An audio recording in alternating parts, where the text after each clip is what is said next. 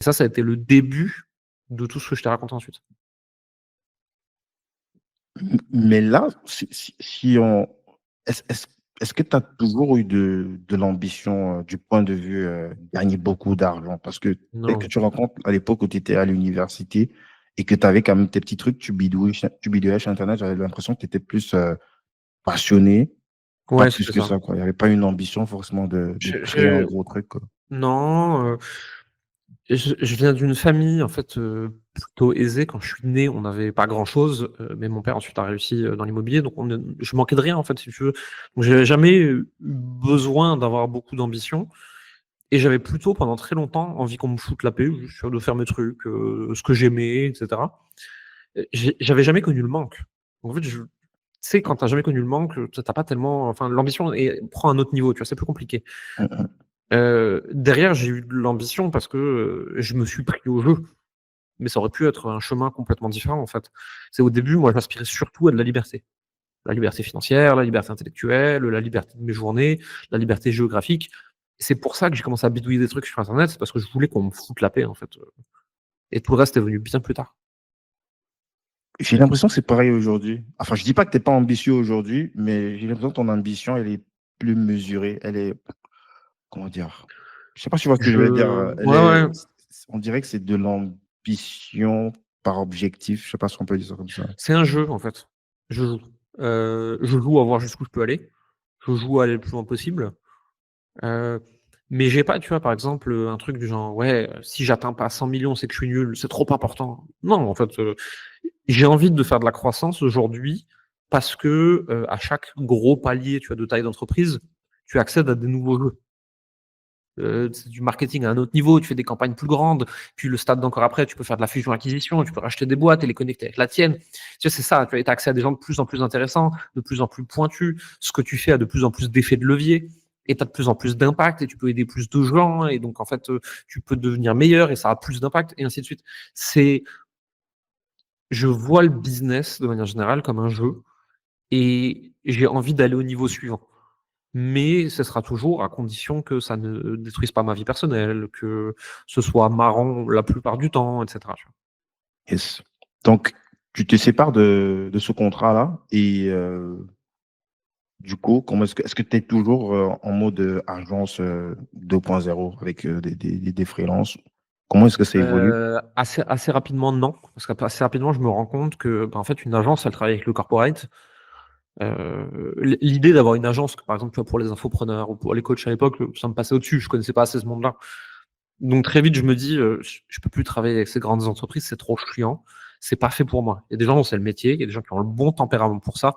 C'est pas mon cas en fait, je suis pas à l'aise, j'aime pas ça, je m'amuse pas, j'arrête et je me dis: «OK, ben, là, il va falloir quand même, refaire des sous pour bouffer, quoi». Mhm. Heu et en fait, j'ai commencé à appliquer ce que je faisais pour les grandes entreprises à des entrepreneurs indépendants.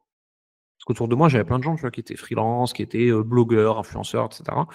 Je commence à faire des trucs pour eux, à les aider à faire du copywriting, à les aider sur leur stratégie SEO, à les aider avec des partenariats, des choses comme ça. Des trucs que je faisais déjà pour moi à l'époque, en fait et c'est comme ça que j'ai été payé les premières fois pour des coachings, à l'heure, ou à la journée et c'est ça qui a enclenché tout le processus. Ok, je vois. J'ai envie qu'on parle un petit peu de comment est-ce que tu choisis justement ta, ta niche ou tes niches. Enfin, je pense que c'est un petit peu évolué avec le temps. Tu as une notion que tu abordes beaucoup, que ce soit dans tes pubs ou dans ton contenu. Je me rappelle pas exactement du terme, mais je crois que le but, c'est comment tu dis ça, normaliser le succès. Normaliser le succès, ouais, les réussites ordinaires. Les réussites, voire réussite ordinaire, c'est le terme que je cherchais. OK. Et Heu, du coup, ça fait que ben, c'est comme si tu ouvres les portes à des profils qui, de base, n'auraient naturellement pas pris ce chemin-là, d'utiliser mmh les outils, les stratégies que tu partages pour justement faire croître leur activité, même si, a priori, c'est des activités qui peuvent ne rien avoir avec Internet, quoi. Mmh. En fait, si tu veux, quand tu observes le monde du business coaching, c'est, on a besoin en tant qu'entreprise, d'anomalies de marché pour faire notre communication, tu vois? C'est en gros, tu veux le client qui va réussir à faire 1 million très très vite, qui va pouvoir le raconter à tout le monde. Et youpi, regardez comme je suis trop fort. Le problème, c'est que pour arriver à ces statistiques-là, derrière, il y a le cimetière des éléphants qui est caché. Et il y a 99,9% des gens qui ont réussi à rien. Parce qu'en fait, les méthodes et les outils pour faire 1 million ont quand même de grandes chances de te cramer la gueule. Et à côté de ça, il y a tout un tas de gens qui n'ont pas du tout l'intention de faire 1 million, qui veulent juste avoir un peu plus de clients, avoir un peu plus d'argent, faire un métier qu'ils aiment depuis chez eux, tu vois, avoir leur 3 000, 5 000, 8 000 € de chiffre d'affaires mensuel pour avoir un salaire entre 2 et 5 000 balles. Et ces personnes-là, tu peux pas leur donner des techniques à 1 million, elles vont exploser en vol. Donc il faut leur donner des techniques qui feront jamais de la vie 1 million, mais qui sont quand même beaucoup plus efficaces et beaucoup plus faciles pour aller faire 2, 3, 5 000.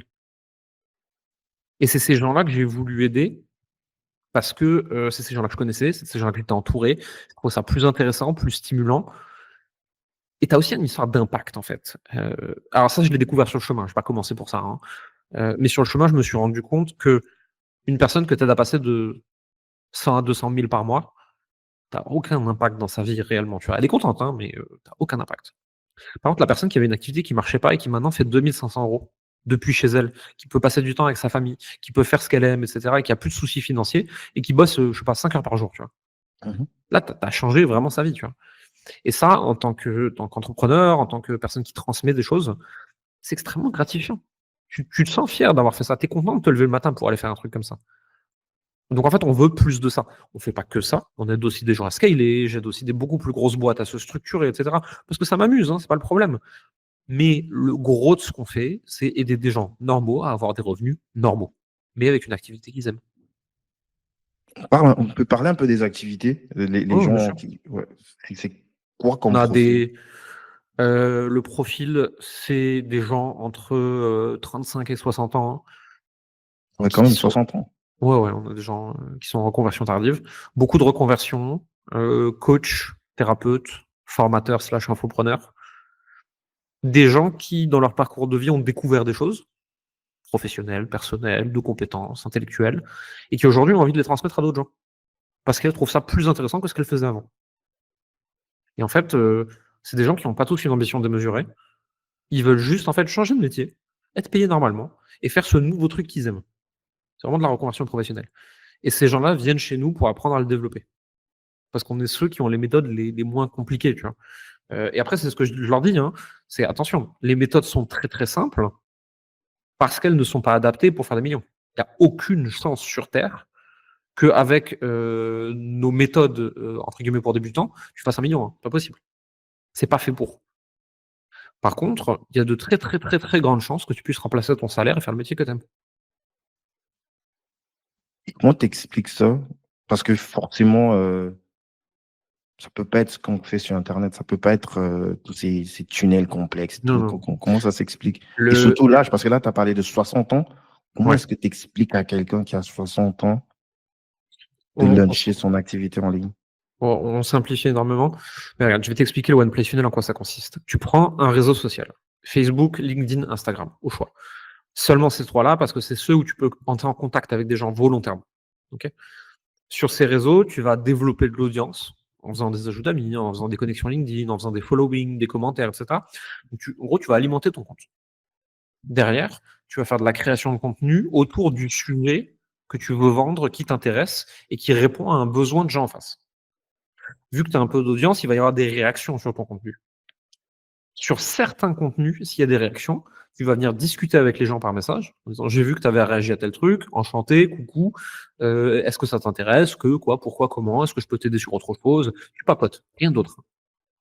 Derrière, il y a une toute petite partie de ces gens-là qui auront un problème qu'ils veulent vraiment résoudre et c'est pour ça qu'ils te suivent. Et ces gens-là, tu vas dire: «Est-ce que tu veux qu'on aille plus loin dans cette conversation? On peut s'appeler». Là, tu vas les appeler, tu vas effectuer un diagnostic pour voir si tu peux vraiment les aider et au bout de ça, tu vas leur dire: «Écoute, d'après tout ce que tu m'as dit, je pense que je peux t'aider à régler la situation de telle façon, telle façon, telle façon. Est-ce que tu veux que je te présente ce que je fais et comment je le fais?» Et donc là, tu pitches ton offre, il y a des personnes qui diront oui, d'autres qui diront non. Tu vois que les étapes sont extrêmement simples, que même quelqu'un qui est pas habitué au digital peut tout à fait les réaliser avec un seul réseau social du moment qu'il apprend à s'en servir à peu près correctement et que le reste, c'est juste des humains qui parlent à des humains. et c'est une façon de travailler qui existe depuis extrêmement longtemps. On l'a juste réadapté aux outils d'aujourd'hui pour des personnes dont c'est pas la spécialité. Super. C'est pas tout simple, hein. Tu l'as et en termes de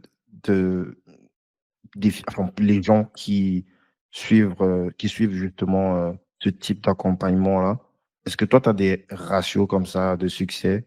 Quand je dis succès, je parle de on parle de les propres thèmes que tu emploies, hein, Mmh. succès, J'ai normal, quoi, tu vois? Ouais, j'ai aucune, stat, de «succès» entre guillemets, tout simplement parce qu'on le mesure pas.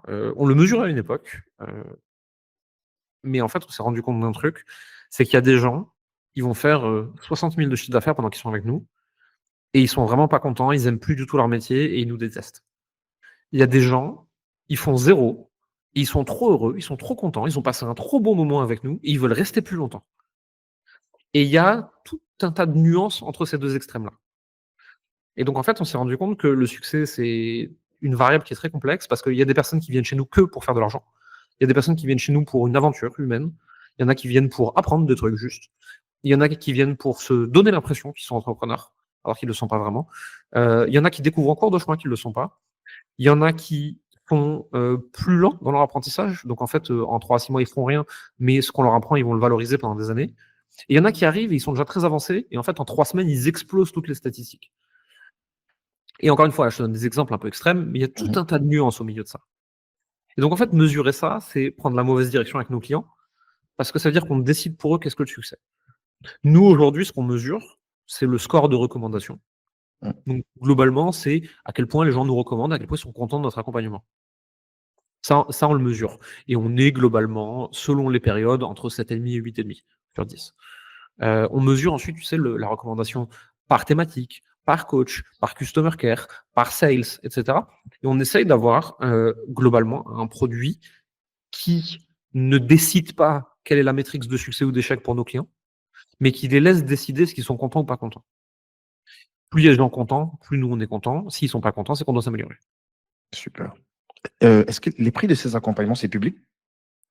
Plus ou moins public, Si globalement, tu on a peux en des parler, produits. c'est pas Non, grave, hein. non, non, non, mais on peut donner des fourchettes si tu veux, parce que c'est quand même important que les gens ils se rendent compte. C'est des accompagnements de 6 mois et tu vas avoir des offres qui vont aller de 5 000 à 6 000 € jusqu'à 20 000. Ah ouais, c'est incroyable les prix. C'est C'est des prix élevés. Ce qu'il faut comprendre, c'est ce qu'il y a derrière, en fait. C'est ça que les gens ne voient pas en général.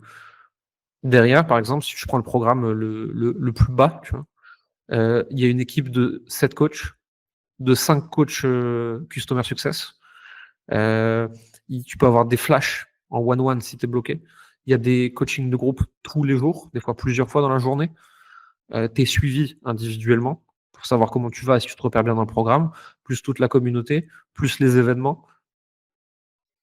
On a fait un programme extrêmement complet, donc c'est normal moi qu'il y ait un perso, le prix. prix ne me choque pas, c'est plus les profils en fait que tu décris qui achètent ces programmes-là et c'est En là fait, que tu te rends compte qu'ils sont très, très différents ouais, de la target qu'on voit sur internet, quoi. En tout mmh, cas, de ce qu'on voit des autres coachs et tout, tu vois? Donc maintenant, je sais pas c'est si c'est parce qu'ils sont pas habitués ou ils sont pas suffisamment targetés, du point de vue marketing il y a et plus si tu veux, il y a plusieurs cibles sur internet, hein. Il y a, et je vais donner un cliché là, hein, c'est pas exactement ça, tu vois? Mais c'est en gros, les jeunes pauvres qui veulent devenir des jeunes riches.